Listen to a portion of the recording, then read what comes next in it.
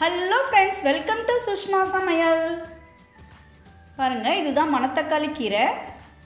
இப்போ ஒரு குக்கரில் 100 கிராம் அளவுக்கு பாசிப்பருப்பு சேர்த்துக்கோங்க. கூடவே 2 கப் அளவுக்கு தண்ணி, ஒரு தக்காளி பழம், ஒரு பச்சை மிளகாய், கூடவே 1/4 டீஸ்பூன் அளவுக்கு மஞ்சள் தூள், 1 டீஸ்பூன் அளவுக்கு எண்ணெய் சேர்த்து நல்லா மிக்ஸ் பண்ணிக்கோங்க.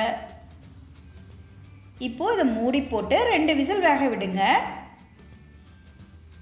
பருப்பு நல்லா வெந்துருச்சு. இப்போ ஒரு கடாயில் 2 டேபிள் ஸ்பூன் அளவுக்கு எண்ணெயை சூடு பண்ணிவிட்டு 1/4 டீஸ்பூன் சீரகம், 4 பூண்டு பல், கொஞ்சமாக கருவேப்பிலை சேர்த்து கூடவே 2 வரமிளகாயும் சேர்த்துக்கோங்க. இதை ஒரு அரை நிமிஷம் வதக்கிக்கோங்க. இப்போது இது கூட ஒரு வெங்காயம் சேர்த்துக்கோங்க. வெங்காயத்தை கண்ணாடி பதத்துக்கு வதக்கிக்கோங்க. இப்போது ஒரு கட்டு அளவுக்கு மணத்தக்காளி கீரையை சேர்த்துக்கோங்க. நல்லா ஒரு நிமிஷம் எண்ணெயில் வதக்கிக்கோங்க. இது கூட தேவையான அளவுக்கு உப்பு சேர்த்துக்கோங்க. நல்லா மிக்ஸ் பண்ணிக்கோங்க.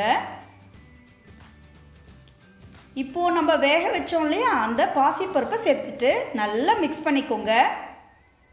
இதை 2 நிமிஷம் கொதிக்க விடுங்க.